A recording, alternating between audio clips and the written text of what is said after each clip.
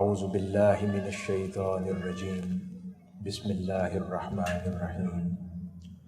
وما ارسلناک الا رحمتا للعالمین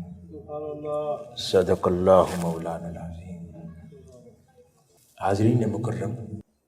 ماہ محرم الحرام کہ بالخصوص یہ ایام جن میں دنیا بھر کی فضا ذکر امام عالی مقام امام حسین رضی اللہ تعالی عنہ سے معطر ہوتی ہے۔ نہ صرف یہ، اہل دل اور اہل محبت لوگوں کی آنکھیں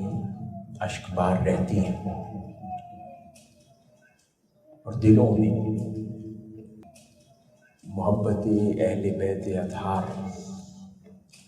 کی کیفیات معجزن رہتی ہیں۔ ایسے ایام میں اور ایسے موسم میں آج تحریک منہاج القرآن وکٹوریہ کے زیر اہتمام ذکر حسین رضی اللہ تعالی عنہ کی اس خوبصورت مجلس میں شریک ہونا اور شریک ہو کر میں اپنے آپ کو سعید اور مسعود محسوس کرتا ہوں۔ اللہ رب العزت ہم سب کا آپ کے مبارک ذکر پاک اور یاد میں جمع ہونا اپنی بارگاہ اقدس میں قبول و منظور فرمائے۔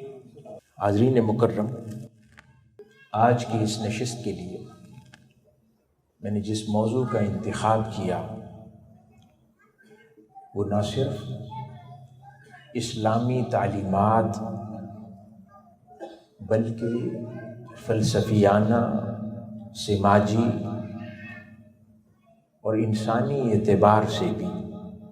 نہایت ہی اہم موضوع ہے۔ وہ موضوع امام عالی مقام امام حسین رضی اللہ تعالی عنہ کی شہادت کبریٰ کا وہ آفاقی پیغام ہے جو رہتی دنیا تک اپنا فیض انسانیت میں بانٹتا رہے گا۔ اسی پیغام کے کچھ خاص پہلوؤں اور گوشوں پر آج کی اس نشست میں تذکرہ کرنا مقصود ہے۔ حاضرین گرامی، امام عالی مقام امام حسین علیہ السلام رضی اللہ تعالی عنہ اس عظیم المرتبت ہستی کا نام ہے کہ جن کی شخصیت کے اتنے پہلو ہیں جن کا احاطہ کرنا ممکن نہیں ہے،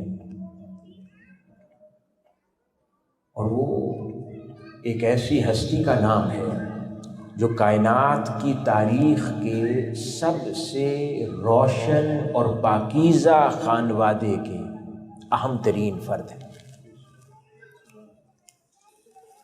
اور آپ کی ایسی رفیع المقام ہستی کے ذکر کی کائنات انسانی میں کسی اور شخص کے ذکر کا کیا مقابلہ ہو سکتا ہے؟ اس ہستی کا ذکر کہ جس کے نانا خود حضور نبی اکرم صلی اللہ علیہ وسلم ہو، جن کی نانی جان ام المؤمنین سیدہ خدیجہ الکبریٰ رضی اللہ تعالی عنہا ہوں، جو کہ سب سے پہلے خواتین میں اسلام لانے والی اور پھر اسلام کو سرپرستی مہیا کرنے والی، جن کے والد گرامی شیر خدا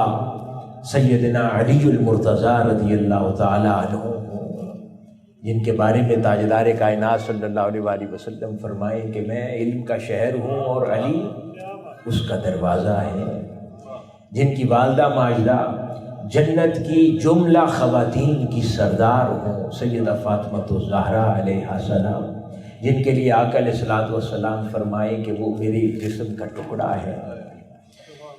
جن کی ہمشیرہ سیدہ زینب علیہ السلام ہوں، کہ جن کی زبان سے ہمیں کربلا کی روداد اور کربلا کی جرت کی داستان پہنچی، جن کے شہزادے کائنات انسانی میں عابدین کی زینت سیدنا امام زین العابدین رضی اللہ تعالی عنہ ہوں، جن کے پوتے امام باقر ہوں، جن کے پڑپوتے امام جعفر الصادق ہوں، جو تمام ائمہ اور فقہا کے امام ہوں، ایسی ہستی کی کون ریس کرے کہ جن کا ہر رشتہ اتنا معتبر ہے، جن کا ہر رشتہ کائنات میں افضل ترین ہے، ان کے ذکر کی کون ریس کرے، اور ان کے ذکر کرنے کا کوئی کیسے حق ادا کر سکتا ہے۔ حاضرین گرامی، اور پھر ان سب رشتوں پر جمع فرما کر اللہ رب العزت قرآن میں خود گویا ہو جائے اور فرمائے کہ بس اللہ یہی چاہتا ہے اے اہل بیت تم سے ہر قسم کی آلودگی دور کر دے اور خوب پاک اور صاف کر دے۔ یعنی کہ اتنے معتبر رشتے اور ان رشتوں کو جمع فرما کر اللہ رب العزت قرآن مجید میں ان پر مہر تصدیق ثبت فرما دے۔ ایسی عظمت والی ہستی کے ذکر کا کون حق ادا کر سکتا ہے؟ حاضرین گرامی، پھر یہ عظیم المرتبت ہستی جن کے لیے تاجدار کائنات صلی اللہ علیہ وآلہ وسلم نے فرمایا حسین مجھ سے ہے اور میں حسین سے ہوں، اللہ اس سے محبت کرے جو حسین سے محبت کرے۔ ایک اور مقام پر ارشاد فرمایا کہ آقا علیہ الصلوۃ والسلام نے امام حسین رضی اللہ تعالیٰ عنہ کو اپنے کندھوں پر سوار فرما رکھا تھا اور فرمایا اے اللہ میں اس سے پیار کرتا ہوں، تو بھی اس سے پیار کر۔ کہیں امام حسن رضی اللہ تعالیٰ عنہ اور امام حسین رضی اللہ تعالیٰ عنہ کے لیے فرمایا کہ یہ حسن و حسین جنتی جوانوں کے سردار ہیں۔ ان عظمتوں کو یوں بیان کر دیا۔ تو آج اس عظیم المرتبت ہستی کے ذکر پاک کی خاطر ہم سب جمع ہوئے۔ اللہ رب العزت ہم سب کا جمع ہونا قبول و منظور فرمائے، اور ہر اس شخص نے جس نے اس خوبصورت مجلس کے اہتمام میں اپنی کوشش کی، اللہ رب العزت اس کی کوشش کو قبول فرمائے۔ حاضرین گرامی، گفتگو کی ابتدا میں نے ایک آیت مبارکہ تلاوت کی جس میں اللہ رب العزت ارشاد فرماتے ہیں اعوذ باللہ من الشیطان الرجیم وما ارسلناک الا رحمۃ للعالمین۔ اب عموماً یہ آیت مبارکہ تاجدار کائنات حضرت محمد مصطفیٰ صلی اللہ علیہ وآلہ وسلم کی عظمت، شان اور رفعت کے ذکر میں ہمیشہ بیان کی جاتی ہے۔ آج اس آیت مبارکہ سے امام عالی مقام کی شان کو سمجھنے کی کوشش کریں گے۔ حاضرین گرامی، اس آیت مبارکہ میں جو ذکر ہوا وہ لفظ ہے رحمت، کہ اللہ رب العزت نے تاجدار کائنات حضرت محمد مصطفیٰ صلی اللہ علیہ وآلہ وسلم سے ارشاد فرمایا کہ آپ کو تمام جہانوں کے لیے رحمت بنا کر بھیجا گیا۔ اب یہ جو لفظ رحمت ہے، اس کے اگر لغوی معنی و مطالب کی طرف غور کیا جائے تو اس سے مراد نرمی ہے، شفقت ہے، مہربانی کرنا، کسی کو معاف کر دینا، رحم کرنا اور کسی کے دکھ دور کرنا، یعنی لغوی اعتبار سے رحمت کے یہ معنی و مطالب ہے۔ اور دیگر کتب لغت کے اندر رحمت سے مراد کچھ اور معنی و مطالب بھی لیے گئے ہیں۔ اس میں قلب کی نرمی یعنی دل کی نرمی ہونا، اور ایسا احساس کسی کے دل میں پایا جانا کہ وہ اس سے احسان و انعام کا تقاضا کرے، اسے رحمت کہتے ہیں۔ کہ یعنی کسی کو کہیں گے کوئی شخص کسی کے دل میں رحمت ہے تو اس سے مراد یہ ہوگا کہ اللہ رب العزت نے اس کے دل میں احسان پیدا فرمایا اور یہ لوگوں پر احسان و انعام کرنے کا متقاضی اور خواہش مند رہتا ہے، اسے رحمت کہا جاتا ہے۔ اور اسی رحمت کی تفسیر تاجدار کائنات صلی اللہ علیہ وآلہ وسلم نے ایک حدیث قدسی کے ذریعے ہمیں عطا فرما دی، جس میں ارشاد فرماتے ہیں کہ اللہ تعالیٰ نے رحمت کے 100 حصے فرمائے اور اپنے پاس 99 حصے رکھے، صرف ایک حصہ اہل دنیا یعنی زمین میں بانٹ دیا۔ بس اسی ایک حصے کا نتیجہ ہے کہ جو مخلوقات آپس میں ایک دوسرے سے پیار رکھتی ہیں، اور یہاں تک کہ جو گھوڑا ہے یا گھوڑی وہ بھی اپنے بچے پر یوں احتیاط سے چلتا ہے کہ اس کے پاؤں کے نیچے نہ آ جائے، تو یہ جو جذبہ اس کے دل میں کار فرما ہے یہ بھی اسی ایک حصے کا شاخسانہ ہے کہ وہ جو رحمت کا ایک حصہ اللہ رب العزت نے کل کائنات میں تقسیم فرما دیا، اور رحمت کے 99 حصے اللہ رب العزت نے اپنے پاس رکھ دیے۔ حاضرین گرامی، یہ جو رحمت کا ذکر ہے عموماً ہم سمجھتے ہیں یا رحمت کو منسوب کرتے ہیں دنیاوی نعمتوں سے، کہ فلاں شخص پہ بڑی رحمت ہوئی،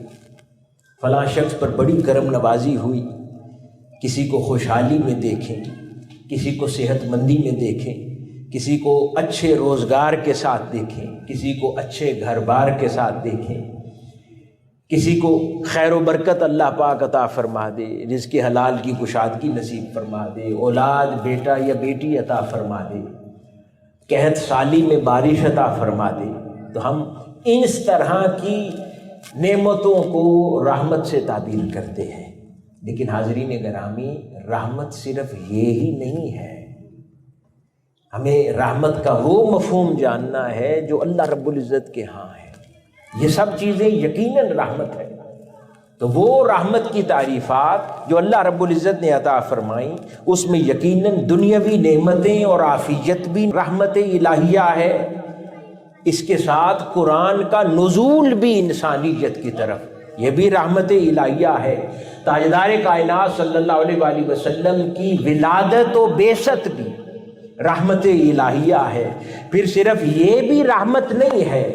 جب جب قوموں کو اللہ رب العزت آزمائشوں سے نجات عطا کرتا ہے وہ بھی اللہ کی رحمت ہوتی ہے۔ پھر صرف یہی رحمت نہیں ہے،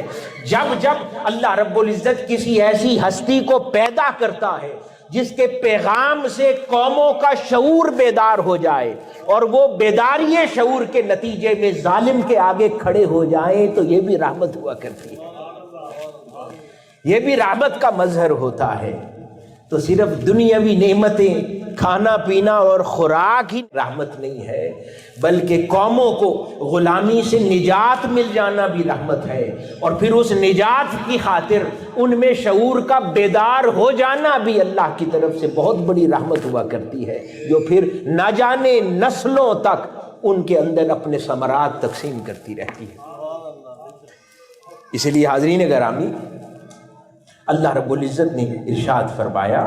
وَرَحْمَتِي وَسِعَتْ كُلَّ شَيْءٍ، کہ یعنی کائنات کا کوئی شعبہ اور گوشہ ایسا نہیں جس تک میری رحمت نہ پہنچی ہو،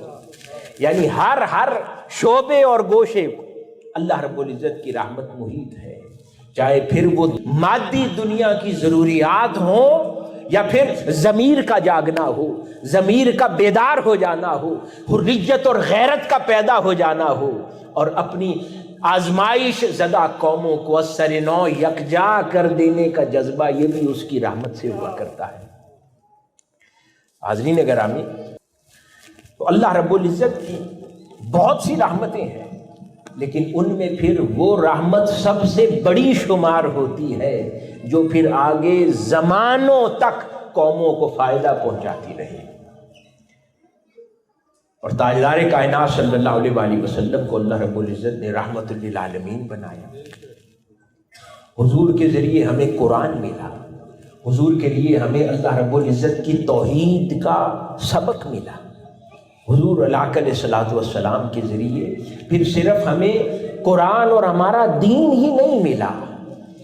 انسانیت کی عورتوں کو ان کے حقوق بھی تاجدار کائنات صلی اللہ علیہ وآلہ وسلم کے ذریعے ملے،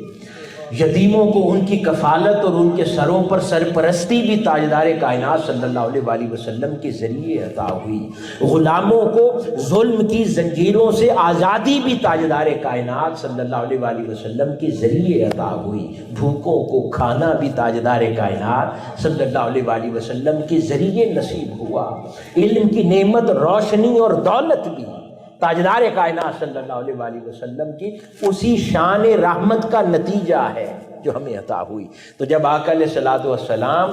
رحمت للعالمین ہے تو پھر اس شان رحمت کے نیچے ہر گوشہ ہے جو آقا علیہ الصلوۃ والسلام کی پیدائش اور آقا علیہ الصلوۃ والسلام کی بعثت سے فیض یاب ہوا۔ اور حاضرین گرامی، اور پھر صرف یہ نہیں، پھر ہر وہ شخص قیامت تک جس کے اندر غیرت و حمیت زندہ ہے، جس کے اندر اصول کے لیے لڑنا اور مرنا زندہ ہے، جس کے لیے حق کے لیے کٹ جانے کا جذبہ زندہ ہے،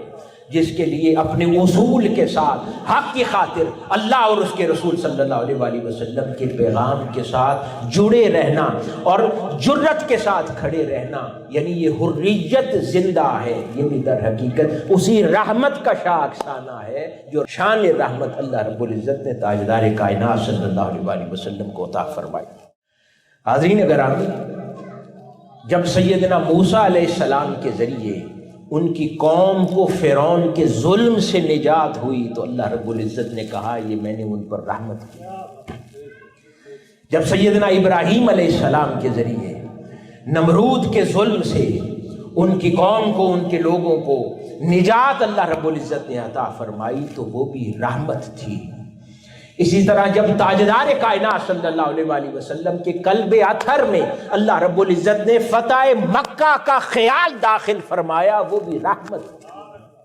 اور اسی طرح جب یزید کے آگے امام عالی مقام امام حسین رضی اللہ تعالی عنہ نے اپنا علم انقلاب بلند فرمایا، حریت اور جرت کا مظاہرہ فرمایا اور میدان کربلا میں وہ رنگ سجا اور بنا، تو وہ بھی در حقیقت وہ رحمت بیداری تھی جو اللہ رب العزت نے امام عالی مقام کے ذریعے کائنات کو عطا فرمائی۔ حاضرین گرامی، تو کبھی رحمت مادی ضروریات کو پورا کرنے کی شکل میں ہوتی ہے، کبھی رحمت غلاموں کو غلامی کی زنجیروں سے نجات دینے میں میسر آتی ہے، کبھی قوموں کے مردہ ضمیر کو جگانا خدا کی رحمت ہوتی ہے، اور کبھی امام عالی مقام کی وہ شہادت کبریٰ بھی انسانیت کے لیے رحمت بن جاتی ہے جب وہ شہادت بے ضمیری اور با ضمیری کے درمیان تفریق کرنے والی ہو جائے تو وہ خدا کی رحمت ہوتی ہے۔ کبھی ایسی شہادت جو کائنات انسانی میں رہتی دنیا تک بے ضمیروں اور با ضمیروں کے درمیان فرق کی لکیر کھینچ دے تو وہ شہادت بھی رحمت ہوا کرتی ہے۔ وہ رحمت اللہ رب العزت نے امام عالی مقام امام حسین علیہ السلام کے ذریعے کائنات کو عطا فرمائی۔ حاضرین گرامی، اور پھر وہ شہادت کبریٰ جس کے لیے اللہ رب العزت نے ارشاد فرمایا، اور جو لوگ اللہ کی راہ میں قتل کیے گئے انہیں مردہ مت سمجھو بلکہ وہ اپنے رب کے ہاں زندہ ہیں اور رزق پا رہے ہیں۔ اب اس کی یوں تو بہت سارے تراجم اور تفاسیر ہیں، لیکن اس کا ایک معنی اور بھی ہے، وہ یہ ہے کہ ان شہداء کی اور پھر امام عالی مقام اور پھر شہداء کربلا کی مثال زندہ ہے، قیامت تک ان کی مثال زندہ ہے۔ جب جب کائنات انسانی میں کوئی ظلم کے خلاف علم بغاوت بلند کرے گا، بے ضمیری کے خلاف جرت سے کھڑا ہو جائے گا، محکومی کے خلاف اللہ رب العزت کے حکم سے جرت سے کھڑا ہو جائے گا، غلط کو غلط کہے گا، صحیح کے ساتھ حق کے ساتھ دینے والا بن جائے گا، اور وہ ان تمام امور کی انجام دہی کے لیے اپنا نمونہ حیات امام عالی مقام میں تلاش کرے گا، شہدائے کربلا میں تلاش کرے گا، اور ان کے لیے وہ مثالیں زندہ ہوں گی، تو اللہ تو ان کو اجر دے گا ہی، لیکن پھر وہ سارا اجر میں سے ایک عظیم حصہ ان شہداء کو ہمیشہ ملتا رہے گا جن کی مثال نے اس کے اندر حریت کو زندہ کیا تھا۔ تو یوں فرمایا کہ وہ اس کے حضور رزق بھی پاتے ہیں، تو وہ اس اجر و ثواب کا رزق مسلسل پاتے چلے جاتے ہیں کہ جس کے اندر وہ مثالیں گرمائش پیدا کرتی ہیں، جس کے اندر وہ عظیم مثالیں حریت کے جذبے پیدا کرتی ہیں، حمیت کی داستانیں رقم کرتی ہیں، غیرت پیدا کرتی ہیں، تو وہ تمام امور صالحہ ان کے لیے بھی اجر کا باعث ہیں، اور پھر وہ اجر ان شہداء کو بھی ملتا رہے گا جن کی مثالیں کائنات کے لیے رول ماڈل بن گئی۔ تو یہ مثالیں ان کی شہداء کربلا کی بات کریں یا امام عالی مقام امام حسین علیہ السلام کی بات کریں، تو آج 1400 سال بعد نہ صرف ان کی مثال زندہ ہے، ان کی للکار بھی زندہ ہے۔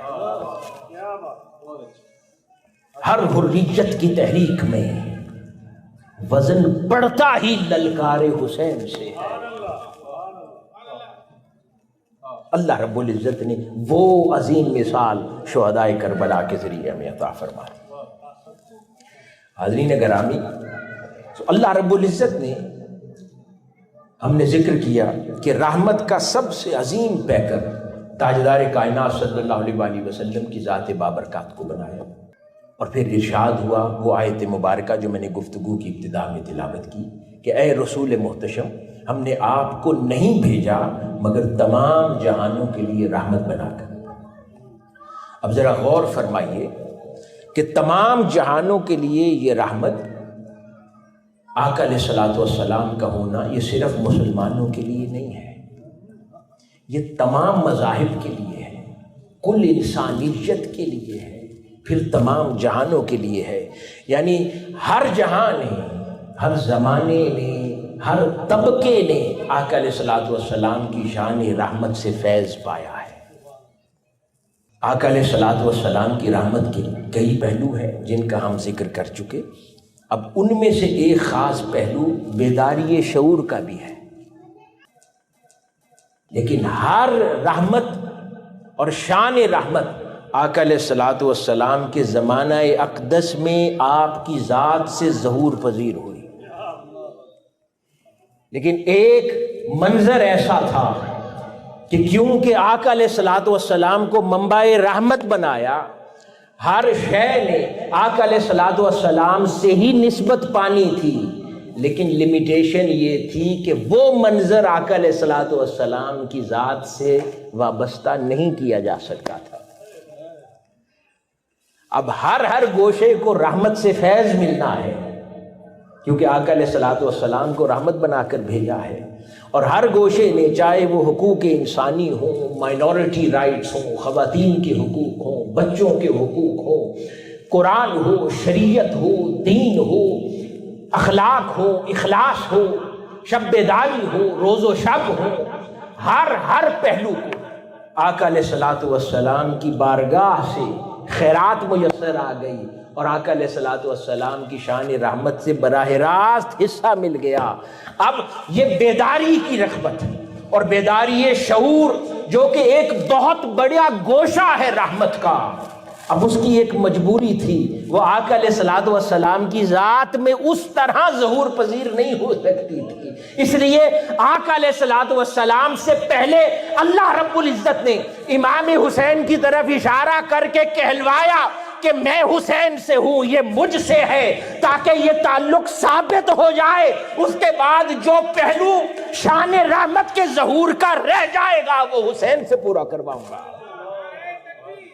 تاکہ یہ جوشہ ثابت ہو جائے کہ میں حسین سے ہوں، حسین مجھ سے ہے، تاکہ لوگ جان لیں کہ اس کے بعد 7 ہجری میں جو کچھ حسین کرے گا وہ حسین نے نہیں، مصطفیٰ نے کیا ہے صلی اللہ علیہ وآلہ وسلم۔ تو حاضرین گرامی، ایسا کیوں تھا؟ کیونکہ آقا علیہ الصلوۃ والسلام نے دین عطا فرمایا۔ آپ کے زمانہ اقدس میں آپ کی ہر جنگ دین کے منکرین سے تھی، دوسرے مذاہب سے تھی، حق کے دشمنوں سے تھی۔ دین تو عطا فرمایا تھا، کس کی جرت تھی کہ وہ دین پر سوال تاجدار کائنات صلی اللہ علیہ وآلہ وسلم پر اور حضور کے ہوتے ہوئے دین پر یلغار کرتا، کیونکہ حضور تو دین عطا فرما رہے ہیں، خود تو حضور تھے اور باقی سب غلام تھے۔ تو ایسی کوئی ریت، ایسی کوئی مثال بن ہی نہیں سکتی تھی بیداری شعور کی۔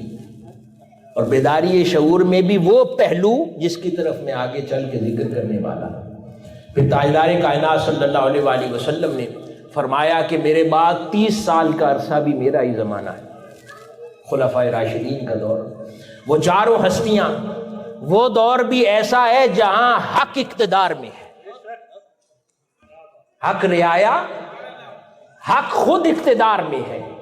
مولا علی شیر خدا رضی اللہ تعالیٰ عنہ کے زمانہ اقدس میں جتنے فتنے اٹھے وہ عوام میں سے تھے، حق اقتدار پر تھا۔ تو وہ بھی مثال ایک خاص پہلو کی تھی، شعور کی بیداری کا دوسرا رنگ، اور اس کو مثال اور سنت میسر نہ آتی۔ لیکن جب امام عالی مقام امام حسین رضی اللہ تعالیٰ عنہ اور واقعہ کربلا کا دور آیا، اس وقت حق اقتدار پر نہیں تھا، حق عوام میں تھا۔ اقتدار پر ظالم تھا اور حق عوام میں تھا۔ اور پھر اس زمانے کے بعد سے یہ سنت رواج پا گئی، اور بیشتر زمانہ پھر یہی رہا کہ ہمیشہ حق عوام میں رہا، اقتدار پر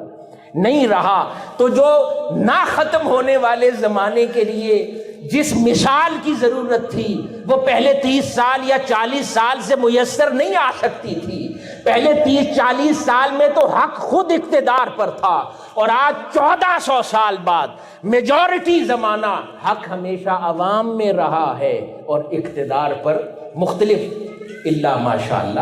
تو اقتدار کی کیفیات بدلتی رہتی ہیں۔ تو حاضرین گرامی، وہ اہم حصہ ضروری تھا کہ اس کو بھی اسی شان رحمت میں سے حصہ مل جائے، اور آقا علیہ الصلوۃ والسلام کی ذات سے کوئی ایسی ہستی نمودار ہو کہ جس سے وہ سنت ثابت ہو جائے، اور وہ رہتی دنیا تک یہ سلیقہ سکھا جائے کہ جب حق عوام میں ہو اور ظلم اقتدار پر برجمان ہو تو کیسے لڑا جاتا ہے، پھر کیسے کھڑا ہوا جاتا ہے، کیسے ڈٹا جاتا ہے، کیسے پھر حق کی، حجت کی، جرت کی اور حجت کی بات ظلم کے خلاف کی جاتی ہے۔ وہ اہم ترین سنت تھی جس نے بیشتر زمانے کو سنت فراہم کرنی تھی۔ اس لیے وہ شان رحمت آقا علیہ الصلوۃ والسلام کی ہی ہے، اور آقا علیہ الصلوۃ والسلام کے ذریعے ہی عطا ہوئی۔ لیکن یہ اہم شان رحمت کا گوشہ جس کے ذریعے رحمت بیداری نصیب ہونی ہے، جس کے ذریعے وہ رحمت نصیب ہونی ہے جس سے جرت کا سلیقہ میسر آتا ہے، جس سے حق کو حق کہنے کا سلیقہ میسر آتا ہے، جس سے ڈٹ جانے کا طریقہ میسر آتا ہے۔ بس وہ پیغام، وہ شان، اور اس شان کے ظہور کے لیے امام عالی مقام کو چن لیا گیا۔ اس لیے امام عالی مقام آقا علیہ الصلوۃ والسلام کی اسی شان رحمت للعالمین کا تسلسل ہے، کیونکہ آپ کی ذات بھی اسی شان رحمت بیداری کی عطا کے لیے تشریف لائے، اور وہ مثال آپ نے خود قائم فرما دی۔ حاضرین گرامی، تاریخ کے اوراق میں اللہ رب العزت نے ایک خاص راز رکھا ہے۔ وہ راز کیا ہے؟ وہ راز یہ ہے کہ اللہ رب العزت ہر رحمت سے پہلے آزماتا ہے، آزمائش کرتا ہے، قربانی لیتا ہے، پھر رحمت سے نوازتا ہے، یہاں تک کہ بچہ جب پیدا ہوتا ہے تو وہ بھی 9 ماہ کی آزمائش، کبھی ماں کو کبھی والدین کو اور خود بھی 9 ماہ کی قید میں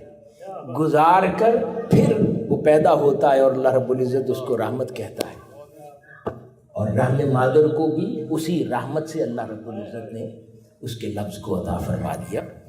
تو کائنات میں ہر قانون اس نے کہا کہ پہلے آزمائش ہے پھر رحمت ہے،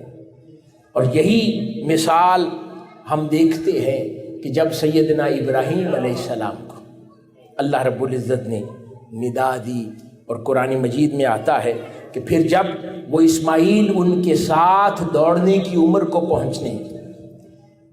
تو انہوں نے فرمایا اے میرے بیٹے، میں خواب میں دیکھتا ہوں کہ میں تمہیں ذبح کر رہا ہوں،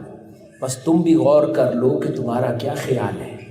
اس پہ سیدنا اسماعیل علیہ السلام نے عرض کیا کہ اے ابا جان، جو آپ کو حکم ہوا کر ڈالیے، آپ انشاءاللہ مجھے صابروں میں سے پائیں گے۔ آگے قرآن مجید میں ارشاد ہوا، اور پھر جب دونوں نے اللہ کا حکم مان لیا اور ابراہیم نے ان کو ماتھے کے بل لٹا لیا، اور ہم نے ان کو ندا دی کہ اے ابراہیم، کیا خوب تم نے اپنا خواب سچ کر دکھایا، اور ہم نے ان کا بدلہ ایک عظیم قربانی ادا کر کے۔ یہ قرآن مجید کا مفہوم ہے۔ اب حاضرین گرامی، یہاں پر بھی پہلے آزمائش کی، اس کے بعد رحمت عطا ہو گئی۔ وہ رحمت جان بخشی نہیں تھی، وہ رحمت یہ تھی کہ انہی سیدنا اسماعیل علیہ السلام کی نسل میں سے اللہ پاک نے رحمت للعالمین پیدا فرما دی ہے۔ صرف رحمت نہیں، رحمت کے پیکر عطا فرما دیے۔ وہاں پر آزمائش کی، قربانی لی، اور اس قربانی کے بعد آقا علیہ الصلوۃ والسلام کی شکل میں زمانوں اور جہانوں کے لیے رحمت عطا فرما دی، اور پھر فرمایا کہ ہم نے اس ذبح اسماعیل کو ذبح عظیم سے بدل دیا۔ اب وہ جو مینڈا قربانی کے لیے اترا تھا وہ اللہ کے نبی کی قربانی ہو رہی ہے، تو کیا وہ مینڈا ذبح عظیم ہے؟ نہیں۔ اس پر شیخ الاسلام پروفیسر ڈاکٹر محمد طاہر القادری مدث اللہ علیہ نے بڑی خوبصورت بات فرمائی۔ فرماتے ہیں کہ وہ ذبح عظیم یہ کربلا کا منظر تھا، کیونکہ آقا علیہ الصلوۃ والسلام نے تشریف لانا تھا سیدنا اسماعیل کی اولاد سے، تو وہاں پر آزما کر چھوڑ دیا، اور رحمت کی شکل میں آقا علیہ الصلوۃ والسلام ان کی نسل میں عطا فرما دیے۔ لیکن پھر رحمت کے بعد پھر آزمائش ہوتی ہے، آزمائش کے بعد پھر رحمت ہوتی ہے۔ وہاں آزمایا تو رحمت مصطفیٰ کی شکل میں عطا فرمائی، پھر رحمت کے بعد پھر آزمایا تو ذبح عظیم امام عالی مقام اور معرکہ کربلا کی شکل میں آزمایا، اور اس آزمائش کے بعد پھر رحمت وہ رہتی رہتی دنیا تک امام عالی مقام نے جو رحمت بیداری عطا کی وہ قیامت تک کے لیے رحمت عطا فرما دی۔ یعنی ذبح اسماعیل آزمائش تھی، ولادت مصطفیٰ رحمت تھی، پھر ولادت مصطفیٰ رحمت تھی تو کربلا آزمائش تھی۔ جب کربلا آزمائش ہوئی تو کربلا کے بعد بیداری شعور کی رحمت قیامت تک کے لیے پھر رحمت بن کر امت پر سایہ فگن ہو گئی۔ حاضرین گرامی، اسی لیے تو آقا علیہ الصلوۃ والسلام نے فرمایا کہ حسین منی وانا من حسین، کہ حسین مجھ سے ہے، یعنی حسین نسباً روحاً مزاجاً مجھ سے ہے، اور میرا مشن حسین سے ہے، میرا کام حسین سے ہے، میرا پیغام حسین سے ہے۔ تو وہ امام علی مقام سے یہ جاری ہوا۔ حاضرین گرامی، ہم نے آقا علیہ الصلوۃ والسلام کی رحمت کا ذکر کیا، اور امام علی مقام نے اسی رحمت کے تسلسل میں اس پہلو کو مکمل کیا جو آقا علیہ الصلوۃ والسلام کی ظاہری سنت میں ممکنہ طور پر یوں ادا نہ ہو سکتا تھا، اس کی تکمیل آپ نے عطا فرمائی۔ اور پھر اس کی تکمیل کے لیے ہم دیکھتے ہیں کہ اگر سیدنا اسماعیل علیہ السلام وہ بھی نبی کے شہزادے ہیں، اور ادھر امام علی مقام، وہ بھی نبی کے شہزادے. ان دونوں کی مثالیں دیکھیں تو یہاں سیدنا اسماعیل علیہ السلام نے قربانی کے لیے آمادگی کا اظہار کیا اور خدا کی رضا پر راضی ہو گئے. ادھر امام علی مقام نہ صرف راضی ہوئے بلکہ اپنے خانوادے کو لے کر قربان کر دیا. دونوں واقعات کے اندر رضا اور تسلیم پر اپنی زندگی کو وقف کر دینا شامل ہے. حاضرین گرامی، جب امام علی مقام مدینہ منورہ سے روانہ ہوئے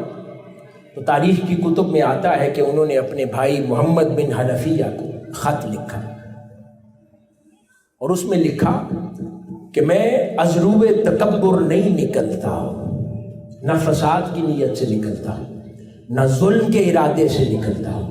میں صرف اپنے نانا کی امت کی اصلاح کے لیے نکلتا ہوں اور امر بالمعروف اور نہی عن المنکر کے لیے نکلتا ہوں. اور کربلا کی صبح جب تیروں کی بارش ہو رہی تھی اور سارا خانوادہ پیاسا تھا، گرمی کی لپیٹ میں تھا، اس وقت امام علی مقام سجدہ ریز ہوئے اور آپ کے لبوں پر صرف حمد و ثنا تھی اور آپ فرما رہے تھے بے شک ہم اللہ کے لیے ہیں اور ہم اسی کی طرف لوٹنے والے ہیں. اور آخری لمحات میں امام علی مقام یہ فرما رہے تھے اللہ کی رضا پر راضی ہوں. حاضرین گرامی، یہ رضا بالقضاء کا وہ مقام ہے کہ جس کی خاطر ساری زندگی جلیل القدر اولیاء، غوث، قطب، ابدال، کلندر، یہ ساری ہستیاں اس مقام کی خاطر ساری زندگی مارے مارے پھرتے ہیں جو تاجدار کائنات صلی اللہ علیہ وآلہ وسلم کے اس نواسے کی قدموں کی دھول تھا. رضا بالقضاء کہ جس پر یوں قرباں ہوئے کہ کوئی اس کی مثال نہیں دے سکتا. حاضرین گرامی، اور پھر آپ کے وہ وفادار ساتھی قربان جائیں ان کی وفاداری پر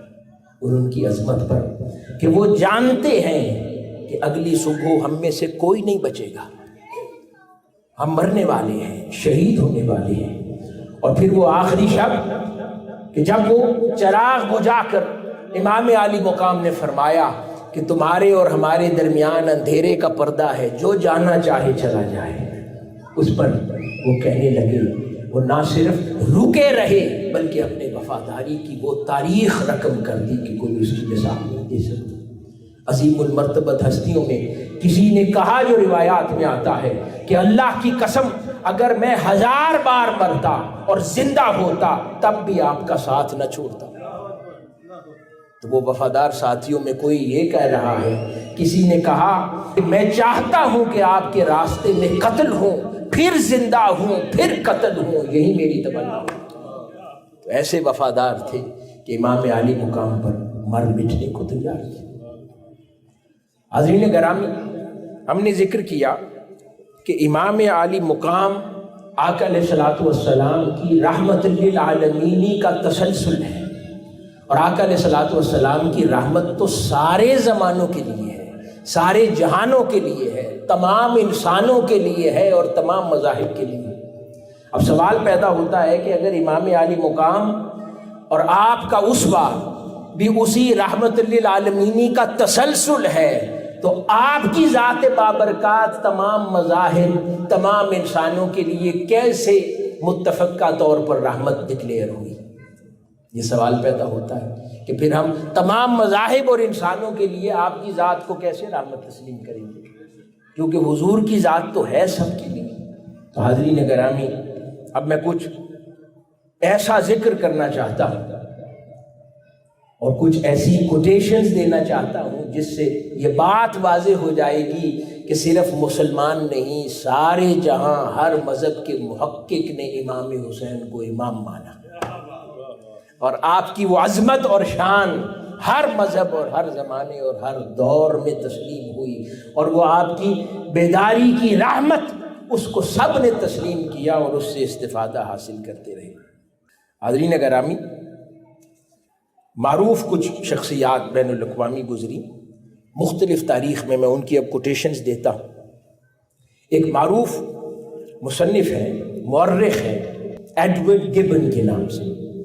یہ رومن سلطنت کی سب سے بڑے مورخ ہیں، انہوں نے تاریخ لکھی. وہ امام علی مقام کے حوالے سے لکھتے ہیں کہ زمانے اور آب و ہوا بعد کے باوجود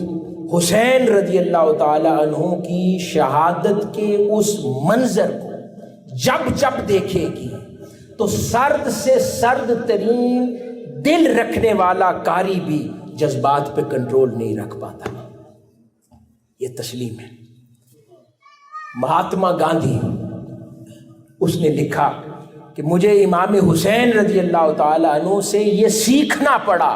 کہ ظلم کے مقابلے میں کامیابی حاصل کرنے کے لیے شہادت کے علاوہ کبھی کوئی چارہ نہیں بچتا. اسی طرح ایک معروف نوبل انعام یافتہ شاعر اور فلسفی ربندر ناتھ ٹیگور وہ لکھتا ہے کہ اگر حسین رضی اللہ تعالیٰ عنہ کے پاس ہندوستان کے لیے کوئی ایجنڈا ہوتا اور بھلائی کے لیے فوج ہوتی تو میں ہر قدم پہ ان کی فوج کا سپاہی ہوتا اور جیت جاتا. اسی طرح سوامی وویک آنند ہندو فلسفی اور مصنف ہے، وہ لکھتا ہے کہ امام حسین نے جو قربانی دی وہ کسی بھی مذہب میں اپنی مثال نہیں رکھتی، اور یہ قربانی بشریت کو ایک ابدی پیغام دیتی ہے. یہ سارے نان مسلم محققین ہیں جو امام حسین کی اس عظمت کو تسلیم کرتے ہیں. اسی طرح تھامس کارلائل اس نے واقعہ کربلا کو بیان کیا اپنی کتب میں، اور آگے لکھتا ہے کہ واقعہ کربلا ہمیں یہ سکھاتا ہے کہ انسانیت، خودداری اور حق کا دفاع ہر قیمت پر کیا جانا چاہیے. کہتے ہیں یہ واقعہ کربلا ہمیں سکھاتا ہے. اسی طرح سائمن اوکلے اس نے ابتدائی اسلامی تاریخ کا مورخ ہے اور اس نے جمع کیا. اس نے امام علی مقام کے ایک خطبے کو نقل کیا اپنی کتاب میں جو آپ نے کربلا میں ارشاد فرمایا، اور اس خطبے کے الفاظ اس نے بیان کیے امام علی مقام کے کہ امام علی مقام امام حسین رضی اللہ تعالیٰ عنہ فرماتے ہیں کہ اپنے دلوں میں غور کرو. لوگوں سے خطاب فرما رہے ہیں، کیا مجھ جیسے شخص کو جو نبی کی بیٹی کا فرزند ہے یزید کی بیعت کا حق ہے؟ خدا کی قسم میں ہرگز ذلت کے ساتھ اپنا ہاتھ یزید کے ہاتھ میں نہ دوں گا. یہ خطبہ اس نے اپنی کتاب میں نقل کیا. اسی طرح ایک اور معروف محقق ہے ایڈورڈ گرینویل براؤن، وہ بیان کرتا ہے کہ کربلا کے اس خون رنگ میدان کی یاد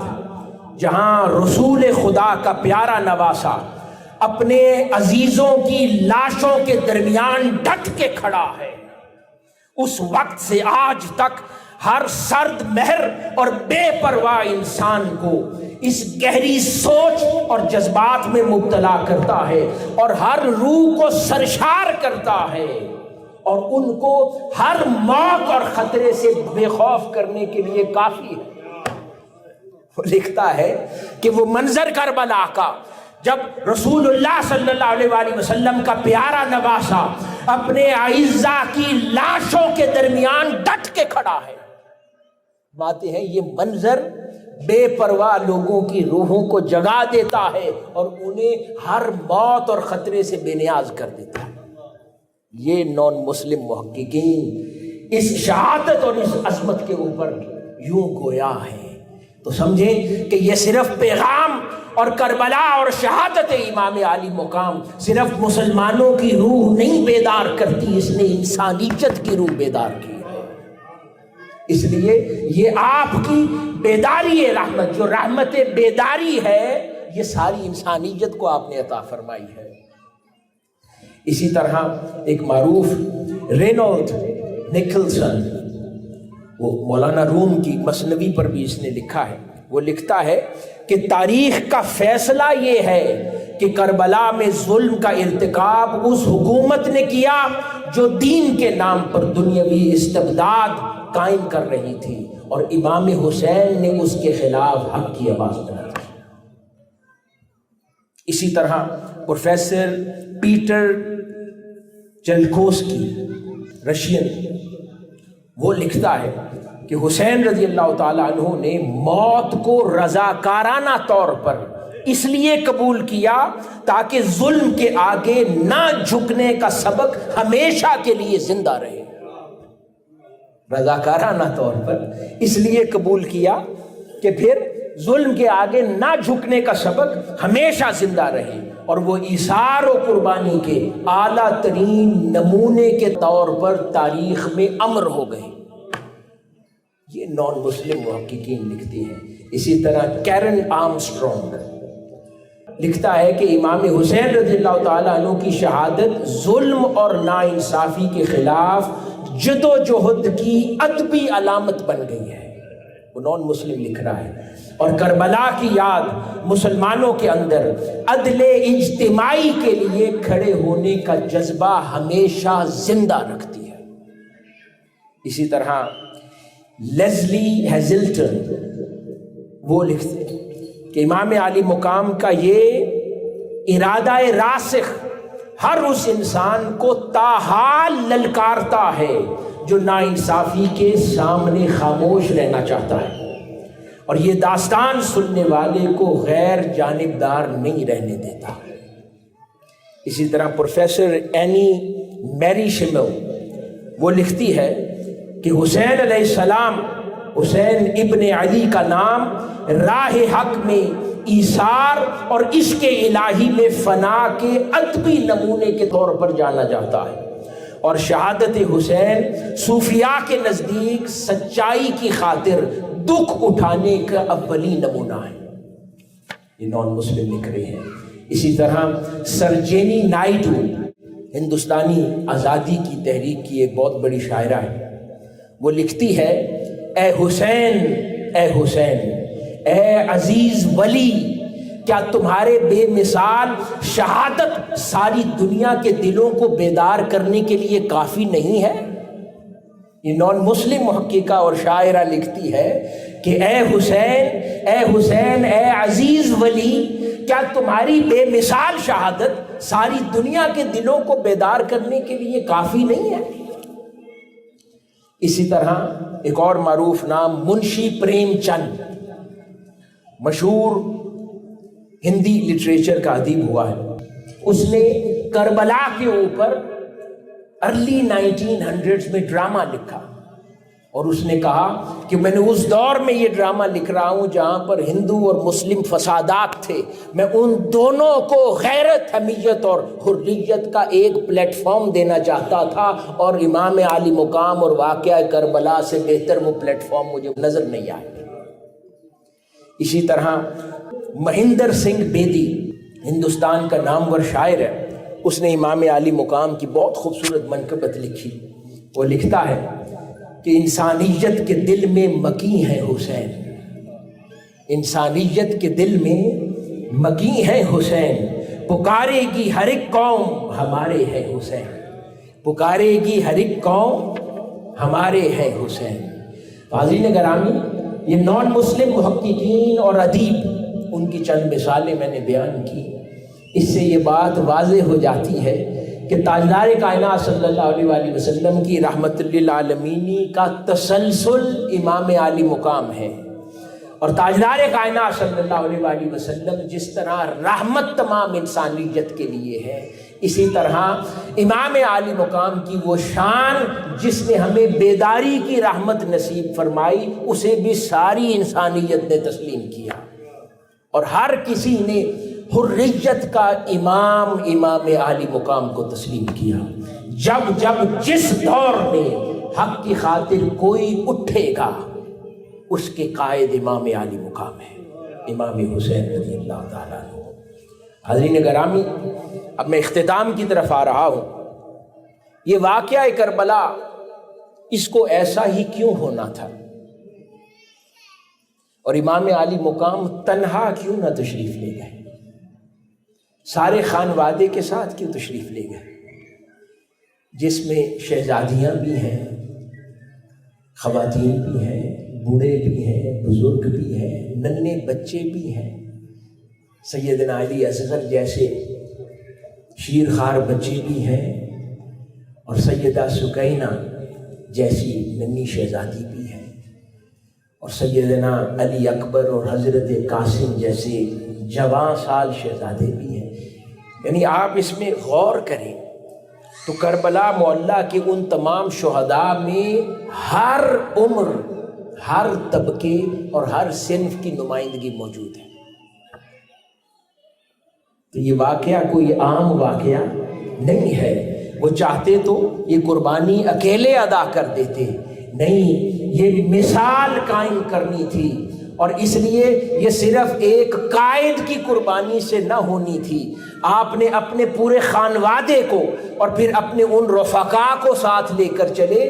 جس سے پوری انسانیت کے ہر طبقے کی نمائندگی اس قافلے میں موجود تھی. یعنی وہ حریت کا نمائندہ قافلہ تھا پوری انسانیت کے لیے، جس کے اندر خواتین کی نمائندگی بھی تھی، بچوں کی نمائندگی بھی تھی، یوتھ اور نوجوانوں کی نمائندگی بھی تھی، بچوں کی نمائندگی بھی تھی اور بوڑھوں کی نمائندگی بھی تھی. یعنی وہ پوری انسانیت کا نمائندہ کارواں تھا جس نے وہ قربانی کا فریضہ ادا کر کے پوری کائنات اور انسانیت میں ہر کیٹیگری کو اس کی قیادت فراہم کر دی. یہ بڑا خاص نقطہ ہے جس کی طرف آپ سب کی توجہ مبذول کروانا چاہتا ہوں. کربلا معلیٰ کا واقعہ ایک آئینہ ہے جس میں معاشرے کا ہر طبقہ اپنا اپنا قائد ڈھونڈ سکتا ہے. زمانے کے قائدین کو اپنا قائد امام عالی مقام کی شکل میں اس آئینہ کربلا میں نظر آتا ہے. زمانے کے بوڑھے بزرگوں کو اسی آئینے میں کبھی حبیب ابن مظاہر کے جیسے بزرگوں کی شکل میں اپنا قائد اور امام نظر آتا ہے. کبھی زمانے کی یوتھ کو حضرت امام علی اکبر اور حضرت قاسم رضی اللہ تعالیٰ عنہما جیسی نوجوان ہستیوں میں نوجوانوں کو آئینہ کربلا میں اپنا قائد نظر آتا ہے. کبھی سیدہ زینب کی شکل میں آئینہ کربلا میں زمانے کی خواتین کو اپنی قائدہ نظر آتی ہے. کبھی بچوں کو حضرت علی اصغر اور بچیوں کو سیدہ سکینہ کی شکل میں آئینہ کربلا میں اپنی قیادت نظر آتی ہے. بس ضرورت اس امر کی ہے کہ اس آئینہ کربلا کو دیکھتے چلے جاؤ اور اپنا اپنا قائد چنتے چلے جاؤ اور اس کی راہ پر اور اس کے راستے پر چل کر اپنی زندگی بسر کرتے چلے جاؤ. تو در حقیقت یہ صرف ایک ذات کی بات نہیں تھی. اللہ رب العزت نے واقعہ کربلا سے ہر طبقے کو قیادت دینی تھی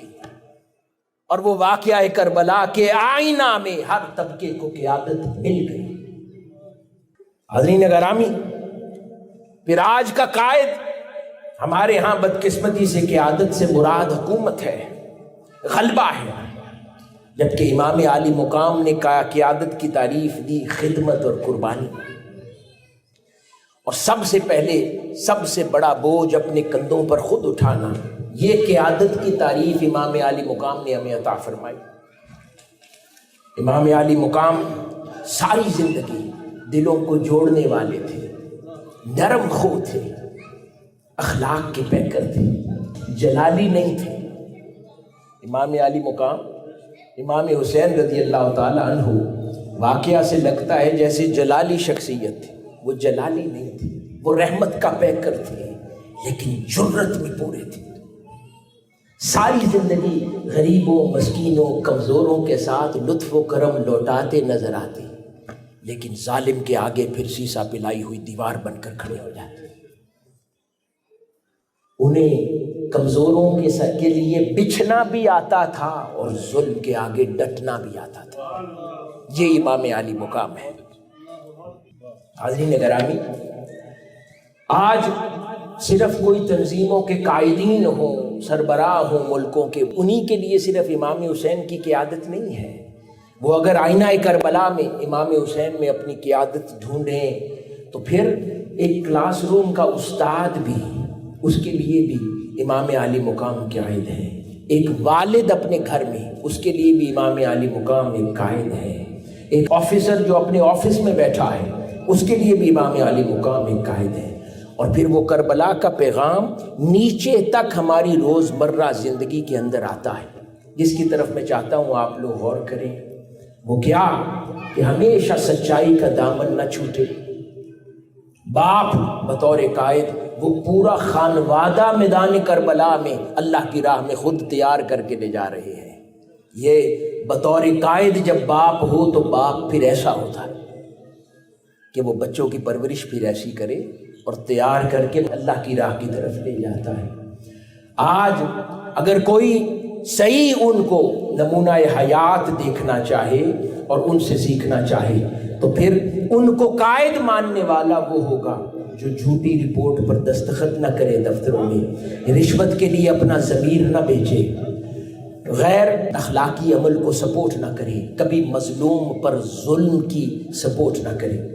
اگر کچھ نہیں کر سکتا تو حق کے ساتھ امام عالی مقام نے تشدد کرنا نہیں سکھایا۔ انہوں نے کہا کہ حق کے علم بردار بن جاؤ، غلط کو غلط کہو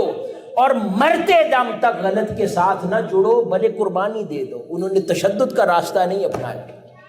یہ بھی سلیقہ امام عالی مقام نے ہمیں عطا فرمایا۔ پھر امام عالی مقام کی قیادت کا پیغام یہ ہے کہ ماتحتوں کے حق پر اپنے حق کو قربان کر دو۔ ہم اپنے حق کو مقدم رکھتے ہیں اور چھوٹوں کے حق قربان کرتے ہیں۔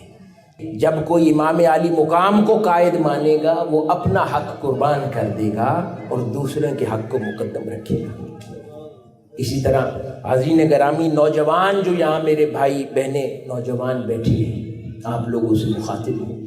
اللہ پاک نے اس واقعہ کربلا اور آئینہ کربلا میں آپ لوگوں کو بھی قیادت عطا فرمائی ہے۔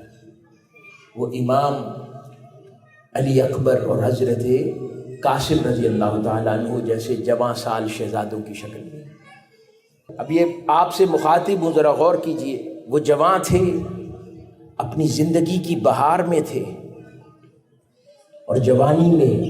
کچھ خواب بھی ہوں گے، رشتے بھی ہوں گے، زندگی کے کچھ مقصد بھی ہوں گے، وہ سب نگاہوں میں ہوں گے، مگر انہوں نے اپنی جوانی کی ساری توانائی ایک ایسے مقصد پر نچھاور کر دی جو ان کی اپنی ذات سے ان کے لیے کہیں بڑھ کے تھا۔ آج معاشرہ نوجوانوں کو یہ سکھاتا ہے کہ کامیابی صرف دولت میں ہے، کامیابی صرف شہرت میں ہے، کامیابی صرف سوشل میڈیا کی پذیرائی میں ہے، اور اس کی قیمت بھی کیا وصول کرتا ہے کہ نوجوانوں کو ان توانائیوں کو بے مقصد زندگی کی طرف جھونک دیتا ہے۔ ذرا دیکھیے حضرت علی اکبر کو، ذرا دیکھیے حضرت قاسم رضی اللہ تعالیٰ عنہ کی ان مبارک ہستیوں کو کہ انہوں نے اس سوچ کو چیلنج کیا اور جوانی کا وہ سب سے پروقار دور اور سب سے ایکٹیو دور انہوں نے اللہ کی راہ پر قربان کرنے کا ارادہ کر لیا، اور وہ میدان کربلا کی شاہ سوار بن گئے۔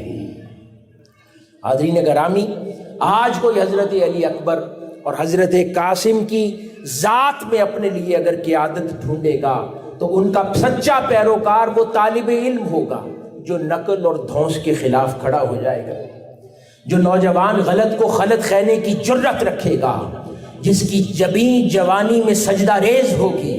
جس کی آنکھیں اللہ کی محبت اور اللہ کے رسول صلی اللہ علیہ وسلم کی محبت سے بھیگی رہیں گی، جو لوگوں کی اصلاح کرنا جانتا ہوگا، وہ بے جا امور میں اپنی زندگی ضائع نہ کرے گا بلکہ اپنے اہل خاندان، اپنے اہل محلہ، اپنی کمیونٹی، مسلم کمیونٹی، ان کے لیے کچھ کر گزرنے کا جذبہ رکھے گا۔ وہ اپنی آئیڈینٹی کو اس سمندر میں گما دینے کی کوشش نہیں کرے گا بلکہ اس سمندر کے اندر اس آئیڈینٹی کو جو اللہ اور اس کے رسول صلی اللہ علیہ وسلم نے عطا کی ہے اسے پیدا کرے گا، تو وہ سچا پیروکار ہوگا حضرت امام علی اکبر اور حضرت قاسم رضی اللہ تعالیٰ عنہ کا۔ اسی طرح حاضرین گرامی، ننھے بچے آپ لوگوں کو بھی کربلا کے آئینے میں قیادت میسر آئی ہے۔ وہ قیادت سیدنا علی اصغر رضی اللہ تعالیٰ عنہ اور سیدہ سکینہ، وہ ننھی شہزادی ان کی شکل میں ہے۔ وہ کیسے، ذرا غور کیجئے اس واقعہ پر کہ وہ ننھی شہزادی سیدہ سکینہ اور وہ حضرت علی اصغر اس سارے ماحول میں وہ کیا کرتے نظر آتے ہیں؟ وہ صبر کا پیکر بنے نظر آتے ہیں۔ صبر کا نمونہ بنے نظر آتے ہیں۔ آج بدقسمتی سے ہمارے ہاں بچوں کی روش یہ ہو گئی ہے کہ کوئی ان کے مطلب کی چیز ان کو نہ دی جائے تو بے صبر ہوتے ہیں۔ تو ان بچوں کو جب کربلا معلیٰ میں اپنی قیادت دیکھنی ہے تو پھر سیدہ سکینہ کا صبر دیکھیں، وہ سیدنا علی اصغر کا جذبہ دیکھیں، ان کا صبر دیکھیں، ان کی کیفیت دیکھیں۔ آج تو یہ جو اسکرین ہے اس نے ہمارے اندر انگزائٹیز اور اتنی بے چینی پیدا کر دی ہے کہ ہمیں ہر چیز بہت جلدی چاہیے، اور ہمارے لیے ہر شے زندگی کی آسائش اور آرام ہی ہے، اور اس سے تھوڑا سا بھی ہمیں محروم کر دیا جائے تو ہم اپنے لیے سب سے بڑی تکلیف شمار کرتے ہیں۔ تو ایسے بچوں کو جب کربلا میں ان کو سیدہ سکینہ کی شکل میں وہ پھر اپنی قائدہ میسر آتی ہیں، وہ جب ان کو دیکھتے ہیں کہ کبھی وہ اپنے بھائی کو جا کر قربان ہوتے دیکھتی ہیں، کبھی اپنے دوسرے بھائی کو جا کر قربان ہوتے دیکھتی ہیں، کبھی اپنے بابا کو قربان ہوتے دیکھتی ہیں، کبھی اپنے چچا کو قربان ہوتے دیکھتی ہیں، پھر وہ کبھی پانی کی تلاش و انتظار میں چچا سے کہتی ہیں، وہ پانی کی مشق کبھی نہیں آتی، وہ جاتے تو دیکھتی ہیں اس میدان میں اپنے تمام رشتوں کو، مگر کوئی لوٹتا نظر نہیں آتا، اس کے باوجود وہ اس صبر کا پہاڑ بنتی ہے، نہ پینے کو پانی ہے، نہ وہ امام عالی مقام کی پھر شہادت کے بعد وہ شفقت بری گود ہے جس میں وہ سویا کرتی تھی، اور پھر اس کے ساتھ وہ ایک صبر کا پیکر بن کر دمشق تک کا سفر کرتی ہے خانوادے کے ساتھ، تو پھر وہ ان بچوں کے لیے کیوں قاعدہ نہ ہو، اور کیوں وہ صبر کی تلقین اور پیغام دینے والی نہ ہو۔ تو بچوں کو ان ننھے شہزادوں اور شہزادیوں کی شکل میں اللہ رب العزت نے قیادت عطا فرمائی ہے کہ سلیقہ ان سے سیکھو، صبر کا طریقہ ان سے سیکھو، کہ اپنے پیاروں کو لٹاتے چلے جاتے ہیں اور پھر بھی اللہ رب العزت کی رضا پر راضی نظر آتے ہیں۔ حاضرین گرامی، پھر سیدہ زینب سلام اللہ علیہا خواتین کو کربلا کے آئینے میں ان کی شکل میں اپنی قیادت نظر آتی ہے۔ اب اس قیادت کے دو بڑے حسین پہلو ہیں۔ ایک پہلو تو یہ ہے کہ سیدہ زینب نے اپنی عزت، اپنی غیرت، اپنے وقار کی حفاظت کرتے ہوئے ظالم حکمران کے بھرے دربار میں اسے للکارا۔ امام عالی مقام نے تو قربانی دے دی، اس قربانی کی داستان ہمیں سیدہ زینب سے پتہ چلتی۔ امام عالی مقام کی قربانی کو زندہ سیدہ زینب نے رکھا۔ تو یہ فریضہ خواتین کا ہے، اور ان کو یہ عمل سیدہ زینب سلام اللہ علیہا کے کردار میں نظر آتا ہے، اور ایسا ہونا چاہیے کہ جہاں جرت کے ساتھ اور غیرت کے ساتھ نہ صرف وفاداری اپنی قیادت کے ساتھ نبھائی، بلکہ پھر اس قیادت کی قربانیوں کی داستان رقم کرنے کے ساتھ جرت کے ساتھ یزید کے دربار میں اسے للکارتی ہیں، غلط کو غلط کہنے کی جرت رکھتی ہیں۔ یہ سبق سکھایا۔ اور دوسرا خوبصورت سبق ان سے میسر آتا ہے اپنے دو نہایت معصوم اور لاڈلے شہزادے اون و محمد، نہ صرف ان کی پرورش کی، وقت آیا تو اپنے قائد کے قدموں میں پیش بھی کر دیا کہ اے میرے بھائی،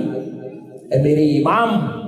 آپ سے پہلے یہ میرے بیٹے آپ کی راہ پر قربان ہوں گے۔ یعنی انہوں نے دو فریضے ادا کیے، ایک ایسی اولاد تیار کی جو امام پہ قربان ہو سکے، ان کی تربیت کی۔ یہ بھی فریضہ تھا جو آج کی خاتون اور خواتین کو اس کربلا کے آئینے میں اپنے لیے قیادت کی شکل میں نظر آنا چاہیے۔ اور دوسرا فریضہ کہ وہاں پر اپنے بیٹے قربان کر کے، پورا خاندان قربان کر کے، بھائی قربان کر کے، ایک لمحے کے لیے آپ کی آواز میں لرزہ نہیں تاری، اور وہ جرت کے ساتھ، یہاں تک کہ امام زین العابدین بیمار ہیں، وہ یزیدی تلواروں کے ساتھ لپکے ان کی طرف وہ راہ میں آ گئیں، اور انہوں نے کہا خبردار، ان کی طرف آگے بڑھنے کی جرت کی، اور پھر اس پیغام اور اس داستان کو سنانے والی عظیم مجاہدہ بن گئی۔ تو ہر خاتون کے لیے سیدہ زینب کی شکل میں کربلا کے آئینے میں قیادت ہے۔ حاضرین گرامی، پھر قربان جائیں ان وفادار رفقائے امام عالی مقام پر، وہ عمر رسیدہ حبیب ابن مظاہر جو اپنی زندگی کا زمانہ گزار چکے ہیں، وہ بہاریں خرچ کر چکے ہیں، اب سن ضعیفی ہے۔ ہمارا رویہ کیا ہوتا ہے؟ ہم دین کا کام کر کے جب بڑھاپا آ جاتا ہے ہم کہتے ہیں کہ ہم نے اپنا حصہ ادا کر دیا، اب نوجوان کریں۔ اب وہ حبیب ابن مظاہر، کوفہ میں ناکہ بندی تھی، کوئی اس شہر سے باہر نہیں نکل سکتا تھا، اور وہ عمر رسیدہ 70s میں تھے حبیب ابن مظاہر۔ وہ امام عالی مقام کی خاطر ڈسگائز ہو کر اور لوگوں کو چھپ کر رات کے اندھیروں میں وہ نکل کر جا کر امام عالی مقام کے قافلے سے جا ملے۔ وہ بے چین ہوئے، ان سے تنہا نہ رہا گیا۔ انہوں نے کہا ساری زندگی قربانیاں دے کے تھک گیا تھا، تو اس موقع کو چھوڑ دوں؟ جہاں پر یہ قربانی کا وقت آیا ہے یہاں پر نہ موجود ہوں؟ تو آپ وہاں پر پہنچے، اور کربلا معلیٰ میں جو پہلی شہادتیں اٹھیں ان میں سے ایک حضرت ابن مظاہر تھے۔ عظیم مثال ہے ان کی کہ جب وفادار ساتھی ہوتے ہیں تو پھر ان کے لیے کوئی یہ مثال نہیں تھی کہ شہر میں تو ناکہ لگا ہوا تھا، کہاں سے نکلتا۔ وہ شہر بھلے گھروں میں بیٹھا رہے، وہ پھر اپنے وعدے کو وفا کرنے کے لیے امام عالی مقام پر جا کر مر مٹے اور قربان ہو گئے۔ حاضرین گرامی،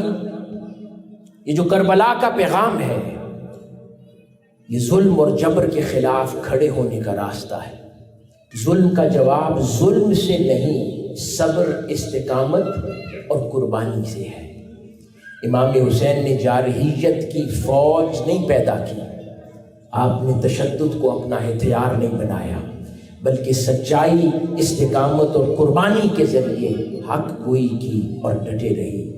یہی اس واقعہ کی سب سے بڑی حکمت ہے، اور اس قربانی کو آپ نے تنہا ادا نہ کیا، آپ نے اپنے پورے خانوادے کے ساتھ ادا کیا، تاکہ رہتی دنیا تک یہ مثال قائم ہو جائے کہ خدا کی راہ میں اکیلے نہیں نکلا کرتے، اپنے بچوں کو لے کر نکلتے،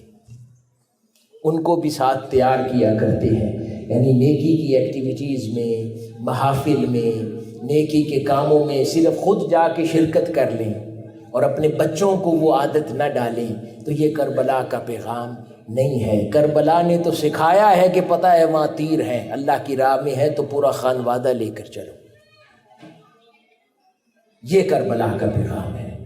اور میں مبارکباد دیتا ہوں تحریک منہاج القرآن، پوری دنیا میں جہاں جہاں پر بھی تنظیمات ہیں، یہ شیخ الاسلام نے کتنا بڑا احسان کیا ہے اور اس کربلا کے پیغام کو زندہ کیا ہے۔ جہاں پر بھی تحریک منہاج القرآن کی تنظیمات ہیں، پورے خاندان ساتھ چلتے ہیں۔